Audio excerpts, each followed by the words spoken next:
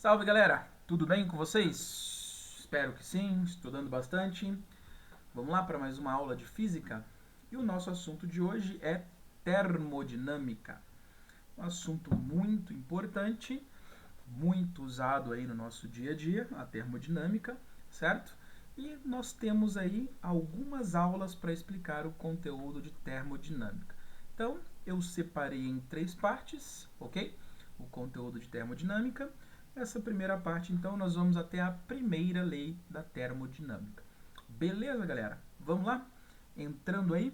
Muito bem. Como sempre eu começo a aula dando a motivação. Por que estudar termodinâmica? Então ali nós temos algumas coisas que funcionam por esse princípio da termodinâmica. Nós temos ali alguma coisa se movendo a partir da expansão de um gás que sofre um aquecimento aqui, certo? Princípio de funcionamento de um motor a combustão, certo? Nós temos ali uma máquina a vapor, ok? E nós temos ali os pistões, beleza? Então nós temos aqui três elementos que nos motivam a entender o conceito da termodinâmica, ou os conceitos da termodinâmica. Entender a termodinâmica, nós entendemos os princípios de funcionamento de motores a combustão, de máquinas a vapor. Máquinas antigas, né, a vapor. Mas essa aqui não é uma máquina antiga, ok? Máquinas que usam pistões, os motores de carro, certo? Os automóveis, eles estão baseados em motores a combustão. Tranquilo, galera? Muito bem. Vamos lá, então. Dado a motivação do porquê estudar a termodinâmica, vamos para as definições. Bom, nós precisamos definir algumas coisas, que são os termos que nós usamos na termodinâmica, certo? E aí, frequentemente, nós vamos usar essas palavras e vocês precisam estar ambientados com os conceitos dessas palavras, ok? Bom, primeiro, termodinâmica. O que é termodinâmica? Termodinâmica é o ramo da física que estuda as relações de troca de calor e trabalho. Aqueles três exemplos que vocês viram anteriormente são exemplos em que tem trocas de calor e movimento. O movimento está relacionado com o trabalho, ok? Então nós temos energias, nós temos trocas de energia. Energia em forma de calor e energia em forma de movimento, beleza? Muito bem. Frequentemente nós vamos usar a palavra sistema e o que significa um sistema? Sistema é qualquer parte do universo passível de observação e manipulação.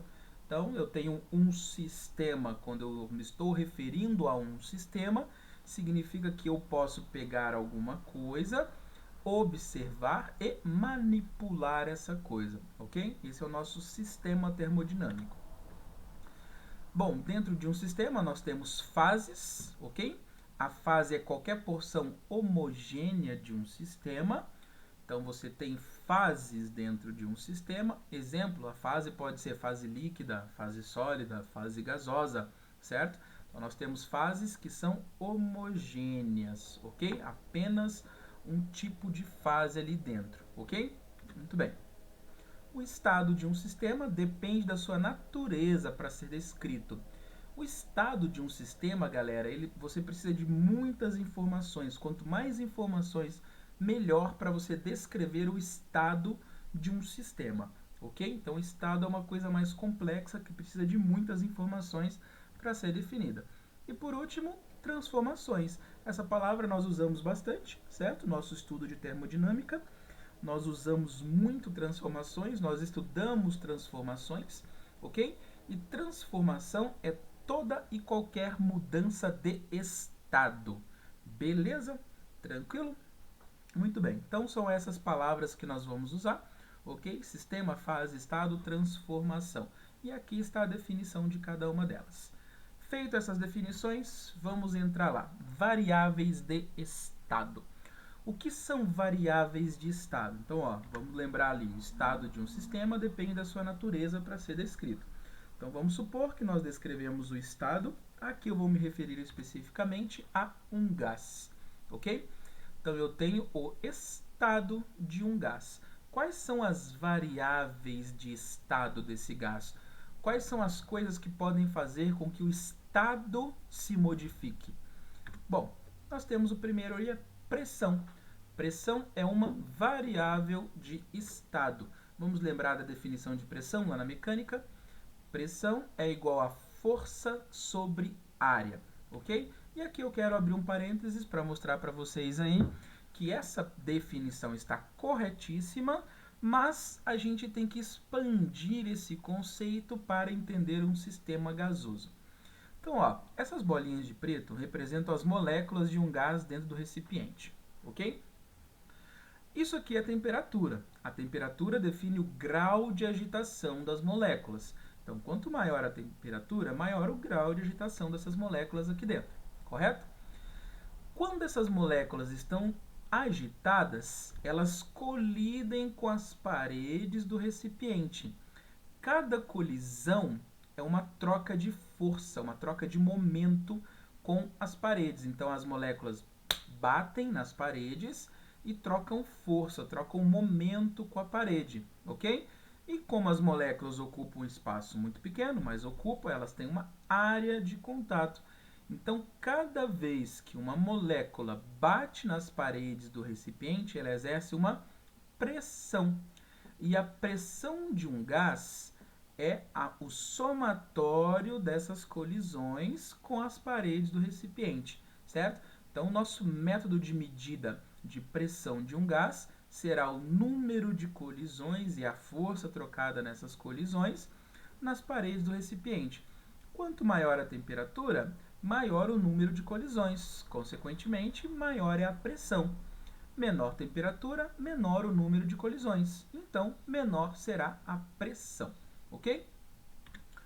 O volume é o espaço ocupado por esse gás. Percebam que ó, nesse GIF que eu tenho aqui, o volume está sendo modificado, né? Então, nós temos um pequeno volume, um alto volume, uma compressão, uma expansão, ok? Visto aqui também pelo gás, né? Pelo gráfico aqui, ó, alto volume, baixo volume, expansão, compressão, ok? Nós temos a temperatura. Essas são as três variáveis de estado, ok? São as três coisas que influenciam no estado de um gás: pressão, volume e temperatura. E essas três coisas estão relacionadas entre si, certo? Olhem o gráfico. Aqui eu tenho um gráfico de volume em função da pressão. Eu estou mantendo a temperatura constante, mas se a temperatura também puder ser modificada aqui, a partir dessa chama aqui, ó, aquecendo ou resfriando, eu vou ter aqui as três variáveis: a pressão, o volume e a temperatura, certo? Então, pressão recebe essa definição. Para um gás, vai ser o número de colisões, vai estar relacionado, não será, mas está relacionado com o número de colisões das moléculas com as paredes do recipiente. Maior o número de colisões, maior a pressão, certo? O volume, que é o espaço ocupado pelo gás, e a temperatura, que mede o grau de agitação das moléculas desse gás, ok? Essas são as três variáveis de estado. Existe um outro fator que ele também pode variar, mas ele não é considerado como variável de estado, ok? Então ele não entra nessas três, mas é um fator relevante no estudo de um gás, que é o número de mols, certo? O número de mols também vai influenciar nos outros fatores aqui: pressão, volume e temperatura, certo? Então, o número de mols também é uma variável, não de estado, mas é uma variável, ok? Muito bem. Dessas relações aí, das variáveis de estados, nós temos a equação de Clapeyron. A equação de Clapeyron vocês veem em química, certo? Não é uma equação nova para vocês. Nós vamos dar um olhar mais físico para essa equação, mas não tem nada de novo, ok?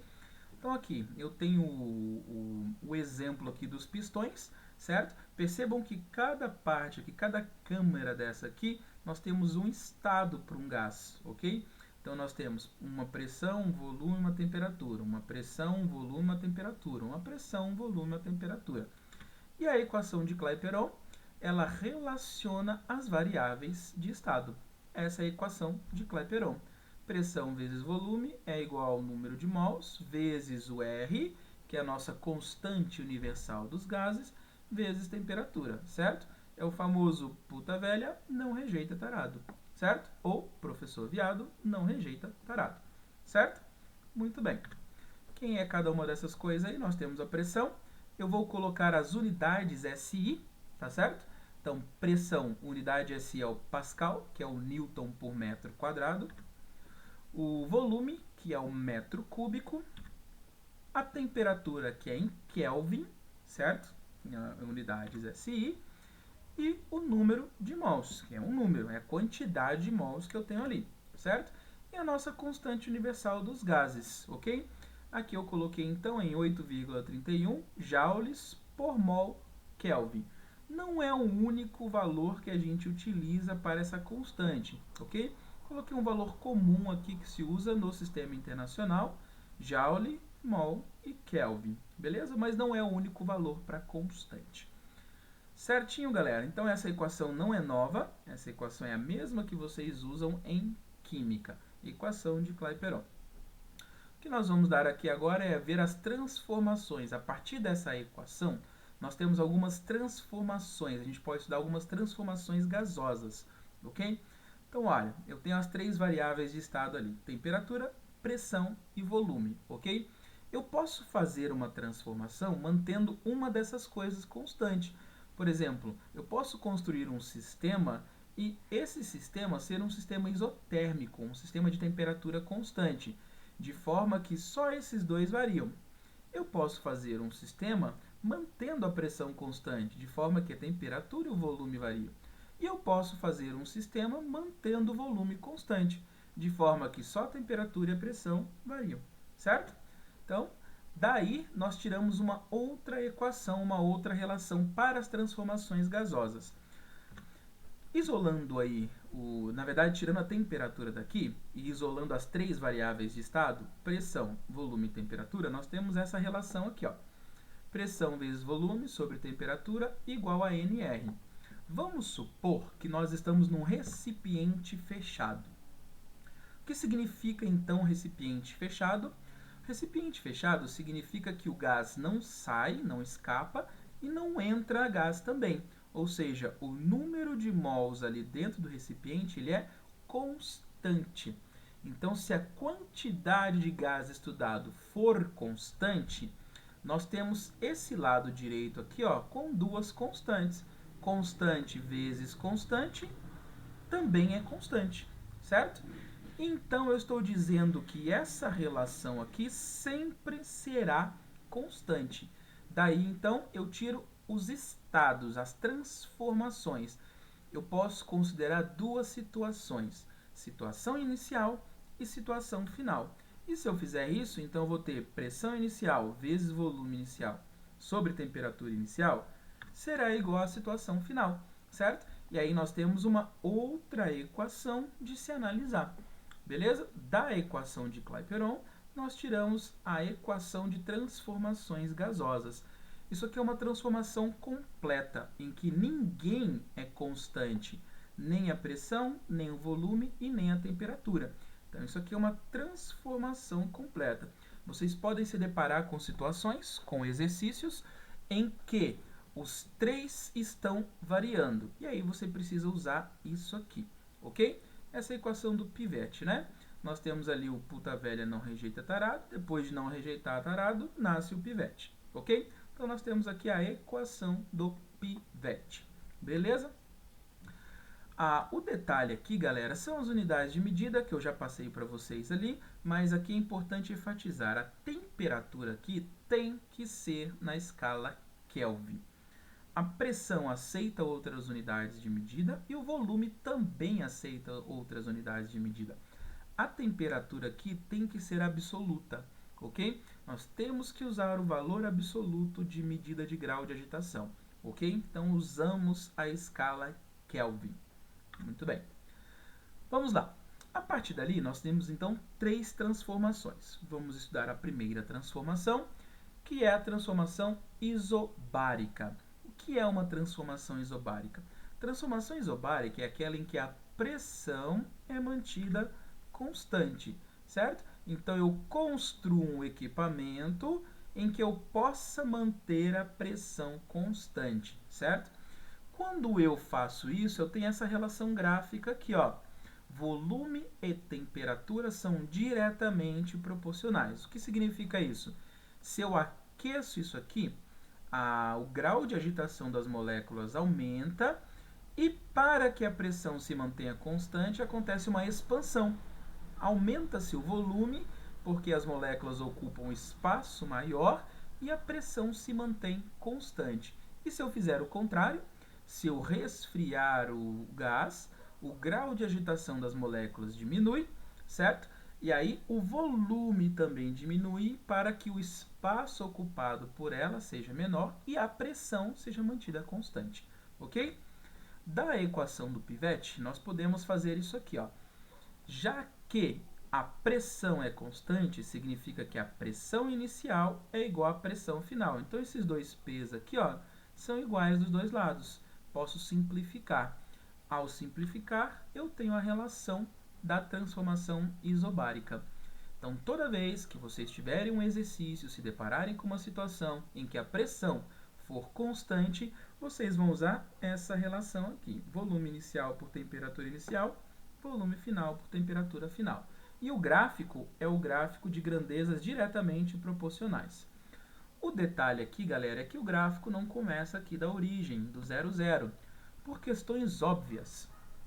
Se eu começar esse gráfico do 0, 0, significa que a temperatura que eu disse, escala Kelvin, certo? A temperatura, eu estou dizendo que a temperatura inicial é 0 e que o volume inicial é 0. São duas situações práticas impossíveis. Alguma coisa, matéria, não pode ter volume 0. Se é matéria, tem que ocupar um lugar no espaço, tem que ter um volume inicial, certo? E é impossível aferir a temperatura de 0 Kelvin. Não tem como medirmos essa temperatura. Então, o gráfico não começa da origem porque eu não posso ter valores 0, 0, nem para volume e nem para temperatura na escala Kelvin, ok? Se, por um acaso, a temperatura não estiver na escala Kelvin, você pode ter um gráfico começando de um ponto aqui acima, de um volume inicial, porque a temperatura 0 Celsius, essa sim é possível. 0 Fahrenheit também é possível, ok? 0 graus Celsius, 0 graus Fahrenheit são possíveis. Dando exemplos aí de como esse gráfico começaria do 0, mas não do 0, 0. Beleza? Detalhe, temperatura está na escala Kelvin. Muito bem. Transformação isovolumétrica. Na transformação isovolumétrica, eu construo um aparato para que o volume se mantenha constante, ok? Que transformação é essa? Seria essa aqui. Essa é a transformação de volume constante, ok? Nós temos aqui variáveis temperatura e pressão, certo? A outra ali, ó, nós tínhamos temperatura e volume, pressão constante e volume constante. Perceba que o gráfico é idêntico, né? Nós temos o gráfico diretamente proporcional e temos um gráfico diretamente proporcional. Se nós pegarmos a equação do pivete, nós temos o volume constante, então volume inicial igual ao volume final. Posso simplificar, ok? E eu terei a minha relação. Pressão inicial sobre temperatura inicial igual a pressão final sobre temperatura final. Então, nós temos esse gráfico aqui, também diretamente proporcional, não começando do zero, pelas mesmas explicações que esse não começa do zero, ok? Detalhe de novo, vem para a escala da temperatura, escala Kelvin. Tranquilo? Bem, próxima transformação é a isotérmica. Transformação isotérmica é aquela que eu mantenho a temperatura constante, certo? E é essa transformação aqui, ó. Nós temos um gráfico de volume em função da temperatura. Percebam, galera, que nos nossos gráficos aqui, não tem ninguém, quando o cara é constante, ele não faz parte do gráfico. Então, ó, eu tenho uma isotérmica, então a temperatura não faz parte do gráfico. Aqui eu tenho um isobárico, então a pressão não faz parte do gráfico. Aqui eu tenho um isovolumétrico, então o volume não faz parte do gráfico. Assim como não faz parte da equação. Se nós temos ali a temperatura constante, então temperatura inicial é igual à temperatura final, nós simplificamos e temos a relação de transformação isotérmica. Então, Numa transformação isotérmica, a temperatura não faz parte da equação e não faz parte do gráfico. Percebam que deu um gráfico diferente. Enquanto esses dois são de grandezas diretamente proporcionais, aqui nós temos um gráfico de grandezas inversamente proporcionais. Quando a temperatura é constante, pressão e volume são grandezas inversamente proporcionais. Significa que quanto maior a pressão, menor é o volume ocupado pelo gás, certo? Se o gás ocupa um espaço pequeno, significa que o número de colisões nas paredes do recipiente aumenta muito ou é muito grande. Isso faz com que a pressão seja grande, certo? Se nós tivermos um volume ocupado pelo gás muito grande, significa que o número de colisões é baixo, isso dá uma baixa pressão. Então, são grandezas inversamente proporcionais. Lembrem-se, galera, que isso aqui é uma igualdade. Então, o produto tem que dar uma igualdade. Se daqui para cá a pressão diminui, para que isso seja uma igualdade, o volume tem que aumentar. E vice-versa, ok? Porque senão eu não obedeço à igualdade. Muito bem. O gráfico de isotérmicas, ele recebe o nome de isotermas. O que significa isso? Nós temos essa equação e eu quero graficar essa equação. Então, eu vou fazer um gráfico de pressão em função do volume. No eixo Y eu tenho a pressão, no eixo X eu tenho o volume, ok? Nós vimos lá que o gráfico tem essa cara aqui, né? De grandezas inversamente proporcionais. Qualquer ponto em que eu coloque aqui, ou qualquer ponto que eu faça a medida, a temperatura será constante. Então, se eu medir a temperatura nesse ponto, será igual à temperatura nesse ponto, que será igual à temperatura nesse ponto. Então, essa curva é chamada de isoterma, ok? Em seguida, eu tenho uma outra isoterma, certo?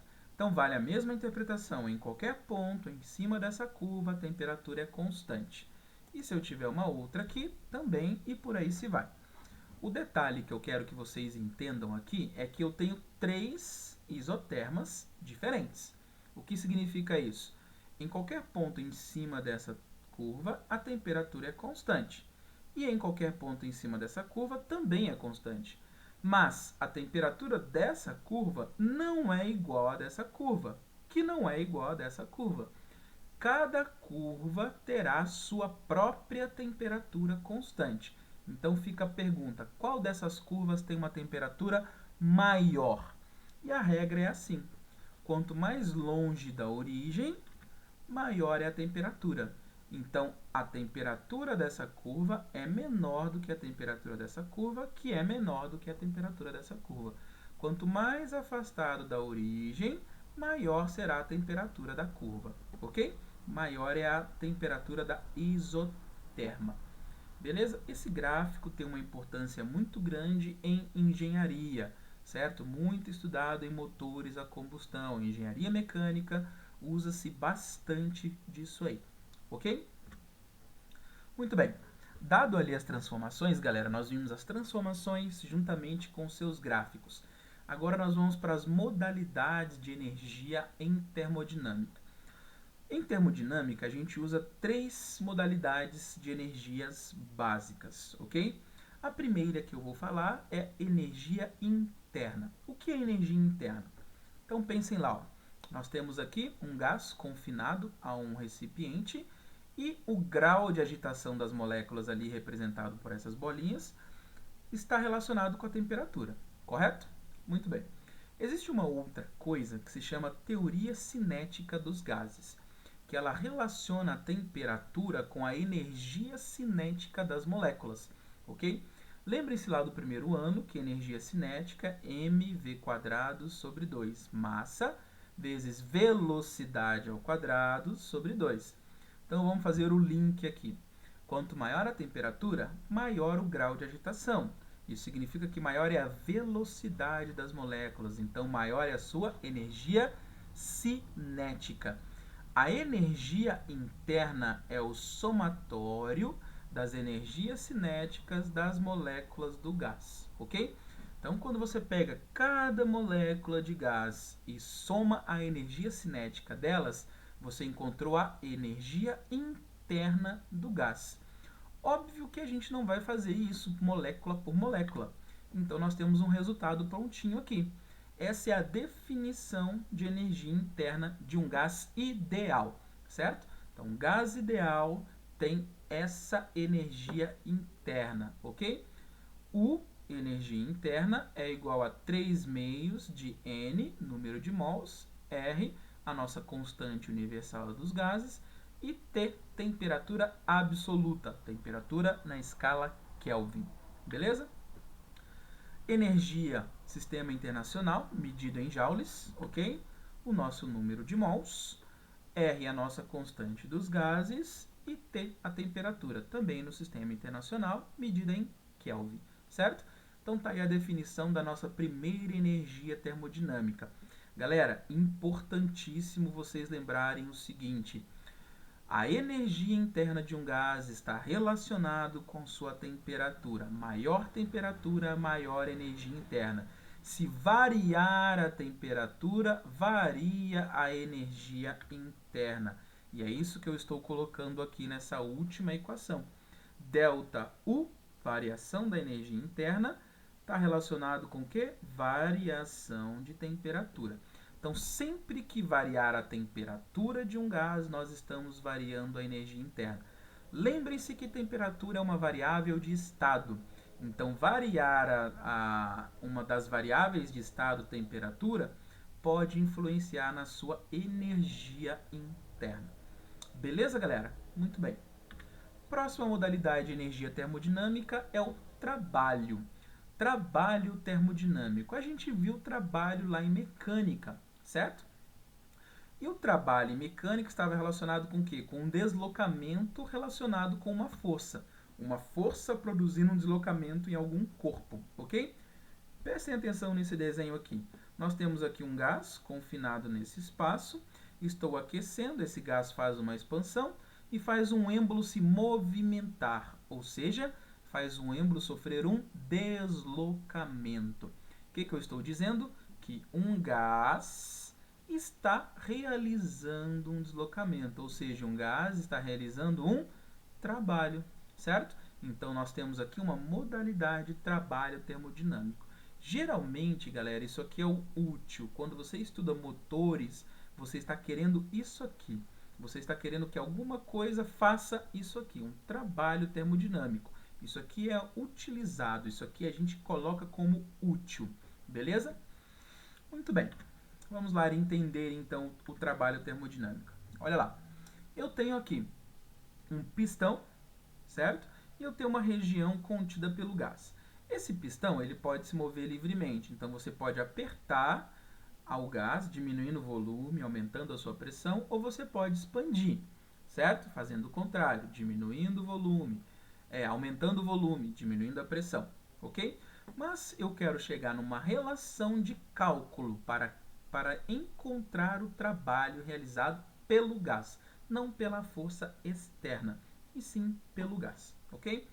Então vamos lembrar como a gente calculava o trabalho lá em Física 1, Mecânica do primeiro ano. Então nós temos trabalho era igual a uma força, ΔS, que era o nosso deslocamento, vezes o cosseno do ângulo entre a força e o deslocamento. Trabalho fede cossa, certo? Então nós temos aqui a modalidade de trabalho mecânico, ok? Bom, eu quero que tenha, já que eu quero um trabalho termodinâmico, então eu quero que meu trabalho tenha as variáveis de estado de um gás, pressão, volume e temperatura, ok? Vamos fazer o seguinte, primeira definição de pressão. Pressão é igual a força sobre área. Se eu isolar a força ali, a área está dividindo, passou multiplicando. Força igual a pressão vezes área, certo? Então nós temos aqui uma força relacionada com uma das variáveis de estado. Vou substituir isso aqui lá no meu trabalho. Então, ao invés de escrever em função da força, vou escrever assim, pressão vezes área. Então, olha lá como ficou. Trabalho é igual a pressão vezes área. Quem que é pressão vezes área? É a força. O resto continuou. ΔS, cosseno θ. Ok? E aqui nós ganhamos outra variável de estado. Quem que é A? A é a área do êmbolo. Quem que é ΔS? É o deslocamento, é a distância percorrida. Então, se vocês prestarem bem atenção, você tem um cilindro. Você tem a área do cilindro, ok? A área do cilindro. E o ΔS é a altura do cilindro que vai ser deslocado. Então, isso aqui, galera, área vezes altura dá o quê? Dá o volume. Mas como é uma variação de altura, então vai ser uma variação de volume, ok? Então, trabalho é P vezes ΔV, variação de volume. Aí vocês podem estar se perguntando assim, professor, mas e o cosseno? De onde vem esse ângulo ali? Esse ângulo aqui, galera, em termodinâmica, só dá para ser 2. Ele pode ser zero. O que significa zero? O gás está realizando o trabalho no mesmo sentido do movimento. O gás está aqui dentro. O gás, então, está fazendo pressão sobre a tampa, empurrando a tampa para a esquerda. Significa que a força exercida pelo gás e o deslocamento tem o mesmo sentido. Então, o ângulo é zero. Isso é um trabalho positivo. Isso significa que o êmbolo ou o gás está fazendo uma expansão. Ele está aumentando o volume. Percebam, variação de volume positivo, ou seja, volume final maior do que volume inicial, trabalho positivo, ok? Então, uma expansão. E tem o caso contrário. Se θ for igual a 180, o que significa um θ 180? O gás exerce pressão sobre a tampa, fazendo uma força para a esquerda. Mas a força F é maior do que a força do gás. Então, a tampa vai para a direita. Ou seja, o gás faz uma força para a esquerda, mas o deslocamento é para a direita. Eles são sentidos opostos, ângulo de 180. E o cosseno de 180 é menos 1. Então, isso dá um trabalho negativo. Significa que o gás está sofrendo uma compressão, certo? Nós temos aí uma compressão gasosa, então o volume está diminuindo. Variação de volume negativa, trabalho negativo. Volume final menor do que o volume inicial, certo? Então nós temos o trabalho medido em joules, ok? Estou colocando todas as unidades SI. Pressão Pascal, que é Newton por metro quadrado, e a variação de volume medida em metros cúbicos, todas em unidade SI, ok? E aí nós temos a nossa modalidade de energia de trabalho. Tranquilo, galera? Muito bem. E aí nós entramos então nas duas leis da termodinâmica que nós veremos para terminar essa aula. A lei zero, que é uma lei muito simples, nós já usamos o conceito da lei zero, mesmo sem chamar de lei zero, certo? Qual é a lei zero da termodinâmica? Então, prestem atenção comigo ali. Eu tenho 3 corpos, A, B e C. Então, faça a seguinte relação. Se A está em equilíbrio térmico com C, ou seja, a temperatura de A é igual à temperatura de C, você pegou um termômetro e mediu. Mediu a temperatura de A e mediu a temperatura de C. E se A está em equilíbrio térmico com B, ou seja, pegou um termômetro, mediu a temperatura de A, também mediu a temperatura de B. Sem usar o termômetro, o que eu estou dizendo aqui, galera? Ó, A, equilíbrio térmico com C. A, equilíbrio térmico com B. Sem usar o termômetro, então eu posso afirmar com certeza que C e B também estão em equilíbrio térmico. Ou seja, sem ter que usar um termômetro, eu posso afirmar que a temperatura de C é igual à temperatura de B. Então, eu comparei A com C e comparei A com B e cheguei nessa conclusão. Então, eu concluo também isso aqui. Essa é a lei zero da termodinâmica, ok? Então, nós temos aí uma aplicação muito simples. Nós fazemos essa aplicação, certo? Nós já usamos isso em resolução de exercícios, beleza? E a nossa última lei de hoje, que é a primeira lei da termodinâmica, certo? Quero que vocês prestem atenção nesse desenho. Nós temos aqui um movimento a partir de uma expansão gasosa, então nós temos trabalho, ok? E nós temos aqui um aquecimento, aqui, então nós temos variação da energia interna. Estou fornecendo calor, e aqui aparece a nossa nossa terceira modalidade de energia termodinâmica, que é a quantidade de calor. Nós já vimos isso em calorimetria, que é o Q, certo? Essa chama aqui está fornecendo calor para essa caldeira, certo? Fazendo com que a sua energia interna aumente. Mas não só isso, fazendo com que a caldeira realize trabalho. O que eu estou fazendo aqui, galera? Eu estou transformando uma modalidade de energia, que é o calor, quantidade de calor fornecida para o sistema. Essa unidade medida está sendo transformada em outras duas unidades de medida, em outras duas modalidades. Energia interna, aumentando a temperatura do gás aqui na caldeira, e trabalho, fazendo movimento, ok? Então, nós temos a nossa primeira lei da termodinâmica, que é uma lei de conservação de energia. Ela diz para a gente como as energias são transformadas em um processo termodinâmico, que é o nosso que tal? Quantidade de calor fornecido ou retirado do sistema é igual ao trabalho realizado mais variação da energia interna. Esses dois nós aprendemos hoje. Esse nós já tínhamos visto em calorimetria, ok? Então isso aqui é a quantidade de calor cedida ou absorvida pelo sistema, ok? Então esse sistema pode tanto fornecer energia para o meio externo, como receber energia do meio externo. Isso aqui está mostrando para a gente que ele está recebendo energia do meio externo, ok?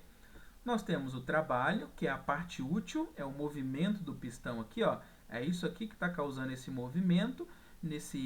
Nessa broca, por exemplo, isso aqui pode ser um escavador de um poço artesiano, pode ser um sistema para retirar água, pode estar cavando um poço petrolífero, enfim, ok? Tudo isso a partir do movimento desse cara aqui. Isso aqui pode ser um moinho, pode estar moendo alguma coisa aqui, certo? Quebrando pedra, por exemplo, beleza?